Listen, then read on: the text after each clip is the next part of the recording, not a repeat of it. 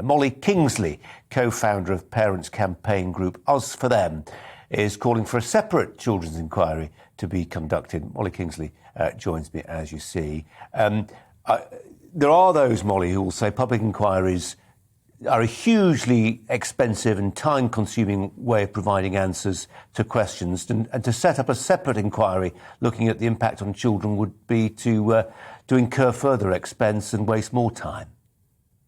Yeah, I mean, look, I think however it's done, the point here is that the substance of an inquiry, if we're going to do an inquiry, has to include the impact on children.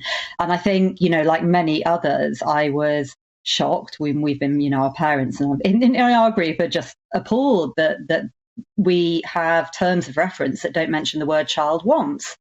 So, in a way, the form, is it part of this inquiry? Is it a separate inquiry? Maybe is less important than the fact if this is to be anything other than yet another huge waste of public funds.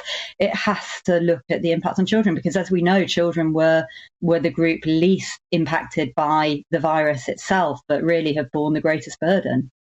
And for those people scratching their heads thinking, why does this matter? Well, it matters hugely, doesn't it? Because the public inquiry, yes, it's looking in the rearview mirror at what happened, but part of that process is to look ahead to what you do should something like this, heaven forfend, happen again.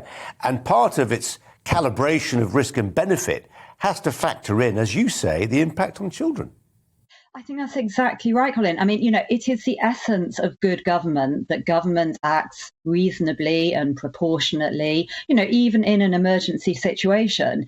And if we're not looking at the costs to children, how can we possibly know if this was a reasonable reaction and one that should be repeated? And I think the other thing here is we do know, unfortunately, that the costs for many children were really huge. And actually, I think in some cases, particularly around safeguarding and around school closures, there are real questions to be answered about, whether what we saw was a reasonable response and actually the need to protect children should this ever happen again. I mean, I don't think we would want to repeat some of, the actions of the last 2 years. We know that children have sadly lost their lives as a result of lockdown and some of the measures. So, let's be honest about that and let's try and learn lessons, which is what the inquiry says it wants to do.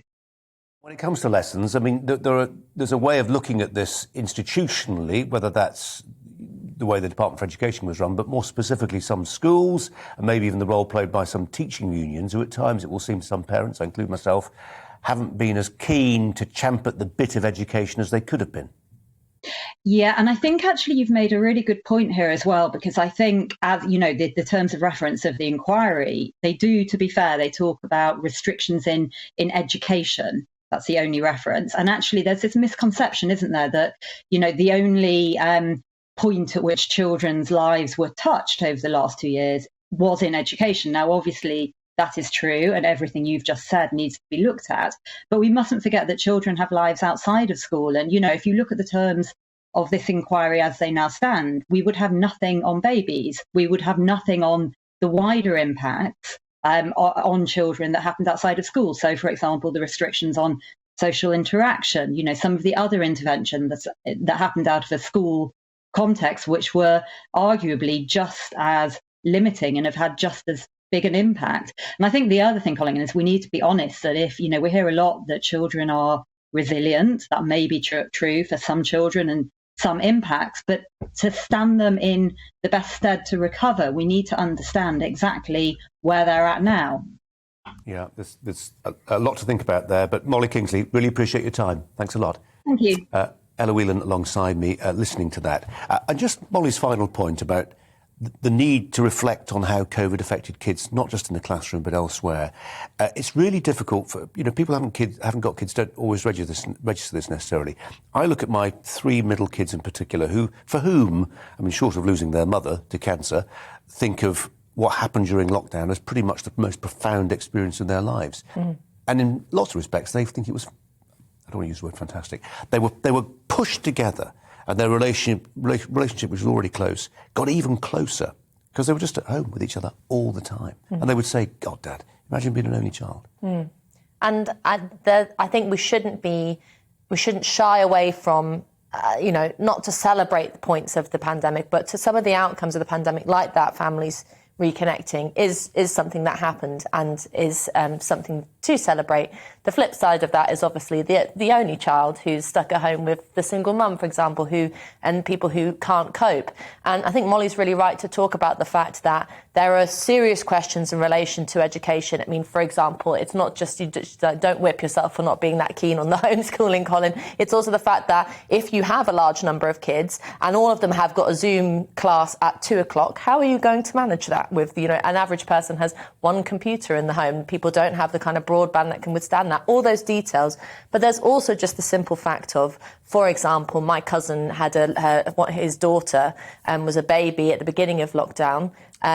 2 years of being attached really only to her mum and dad and not having any kind of socialisation did have an effect on her. Now, Molly's right to say kids are resilient. They do bounce back. That's the great thing about kids, is that even if they do have a terrible 2 years, if you give them the right amount of love and resources, they will bounce back. The important question is how we handle this in the future. We should not be shutting schools in the future. We should not be shutting kids away from being able to go out and socialise in parks and things like that. Even in emergency situations, all of that does need to be protected in some way. Those freedoms need to be protected if we actually really care about child development. And let's hope we don't need the findings of a public inquiry, but it's better to be prepared, isn't it? That's for sure. Ella, for now, thanks very much indeed.